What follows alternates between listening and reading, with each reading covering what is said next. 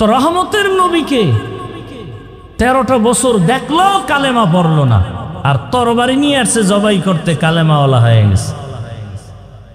এত পাওয়ার আল্লাহ ওমরকে দিলেন। নবী বলেন লাউ কানা বাদি নাবিয়্যুন লাকানা ওমর, আল্লাহ আমার পরে নতুন আরেকজন নবী যদি কাউকে বানাইতেন ওমর হইতো নবী। এবার জানা থাকলে বলেন ওমর কি নবী? যদি নবী হইতো তো ওমর হইতো। ওমর যেহেতু নবী না, গোলাম আহমদ কাদিয়ানীও নবী না। আল্লাহ হেদায়াত দান করুক। কাগো কাদিয়ানীও আমার দরকারই নেই, আমনের হেদায়েতের চিন্তা করেন। এনে কইতেছেন কাফের কাফের, দোহানে যাইয়া প্রাণের জুস খায়। আসেনি সিজন কোম্পানি, প্রাণ কোম্পানি, আরএফএল কোম্পানি সব কাদিয়ানী কাদিয়ানী কাদিয়ানী।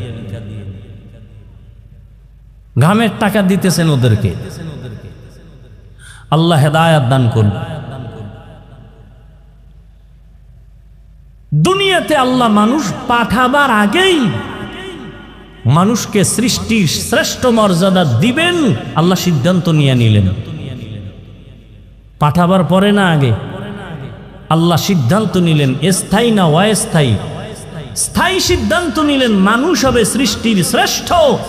নূরের সৃষ্টি শ্রেষ্ঠ না, আগুনের সৃষ্টি শ্রেষ্ঠ না, মাটির সৃষ্টি মানুষ। কথা বলেন না কেন? সিদ্ধান্ত কার? মানুষ পাঠাবার পরে না আগে? অস্থায়ী না স্থায়ী? জানা থাকলে বলেন আল্লাহর এই স্থায়ী সিদ্ধান্ত মানে নাই কে?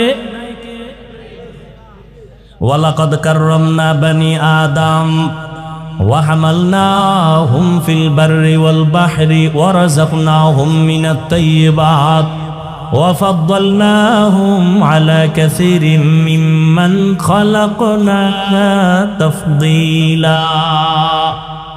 বনি আদম বড় দামি এক প্রাণী আল্লাহ বানাইলেন।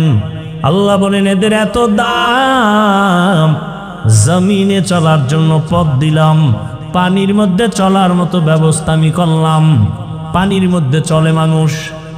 দুনিয়ার প্রাণী যেটা পানির মধ্যে চলতে পারে এটা উপরে চলতে পারে না, মরে যায়। কিছু প্রাণী আছে স্থলে চলে, মাটির উপরে চলে, পানির মধ্যে পড়ে গেলে মরে যায়। মানুষ এমন এক সম্মানিত প্রাণী, ওরা চাইলে মাটির উপরে চলবে, মরবে না। পানির ভেতরে চলবে, মরবে না। পানির উপরে চলবে, মরবে না। হাওয়ার উপরে চলবে, মরবে না। এই সম্মানকে দিলেন।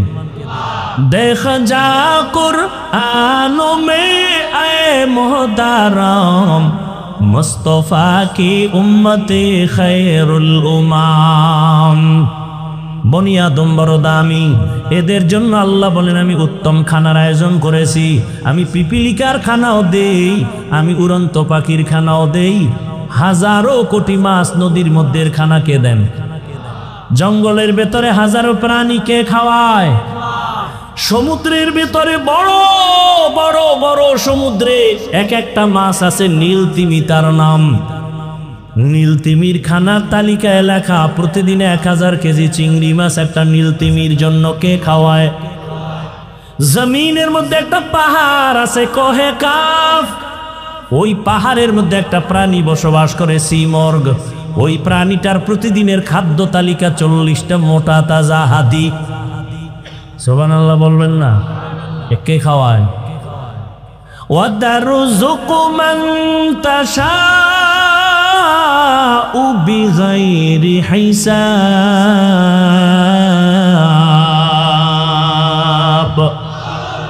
गर तवक्कुल मी कुनी हर सुबह शाम मेरा सालत रिश्ते तू अज़ला मकाम जुज़्बा हक़ची ज़े मखा अज़ इंसो जा फज़ले हुआ मस्ते दर जुमला जहा। पिपीलिकार खाना के देन? कोनो पिपीलिका ना खाए मरसे? জঙ্গলে হাজারো প্রাণী আছে, খানা কে দেন? আপনাদের বরগুনা সকাল 8টায় সেই প্রাণীরা খানা খায়।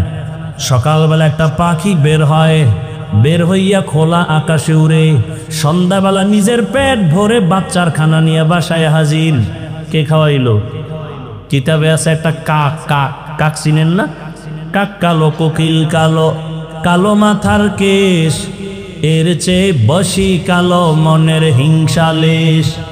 নিম তিতা নিন্দা তিতা আরো তিতা খর, এর চেয়ে বেশি তিতা 203-এর ঘর। চাকা গোল পয়সা গোল, গোলালু গোল, এর চেয়ে বেশি গোল মনের গন্ডগোল। একটা কাক যখন বাচ্চা দেয়, হায়াতুল হায়াওয়ানের ভেতরে আছে, কাক যখন বাচ্চা দেয়, কাকের পশম কি? কালো। কিন্তু বাচ্চা যখন দেয়, ওই বাচ্চার গায়ে কোনো পশম থাকে না 3 দিন পর্যন্ত। মা ভয়ে ওই বাচ্চাটার কাছেও যায় না। বাচ্চা একা, মা আলাদা। এরপরে বাচ্চা 3 দিন কে খাওয়াবে? কিতাবে লেখছে আল্লাহ একদল পোকা ওই বাসার সামনে উড়তে থাকে, সাদা সাদা পোকা। ওই বাচ্চার ঠোঁটের আগায় উড়ে বাচ্চাটাকে ধরে ধরে খায়। 3 দিন পর্যন্ত ওই মা কাছে যায় না। আল্লাহর কুদরতে ওই বাচ্চাটা পোকা খেয়ে খেয়ে 3 দিনের মধ্যে সাদা শরীরে কালো পশম চলে আসে। যখন কালো পশম চলে আসে, বাচ্চাটার ভয় মায়ের অন্তরে থাকে না। তখন মা 3য় দিনের পরে ঈশা বাচ্চাকে খানার জিম্মাদারি নিয়ে নেয়। কুদরত কার? বলেন। পিপিলিকার খানা আল্লাহ দেয়, আসমানের খানা আল্লাহ দেয়, প্রাণীদের খানা, নদীর মাছের খানা আল্লাহ দেয়। না খায় মরছে কেউ? ওদের খানা কি একটা জায়গায় দেয় যে আইসে খায়, না জায়গায় পৌঁছায় দেয়? বলেন ওরা দামি না আমরা দামি? বলেন। আল্লাহ আমগো দিতে পারে না? আপনারা পাগল হয়ে গেছেন কেন খানার জন্য?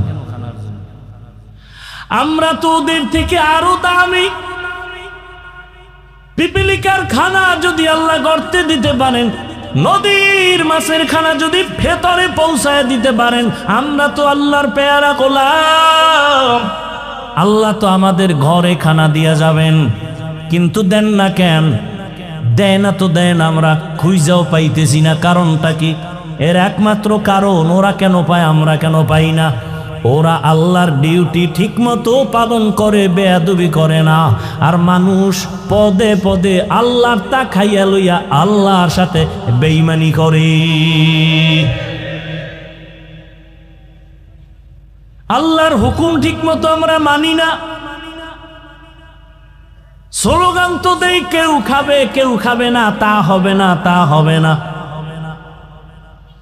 অথচ কত মানুষ বড় অসহায়, এরা ঠিক মতো খানা পায় না।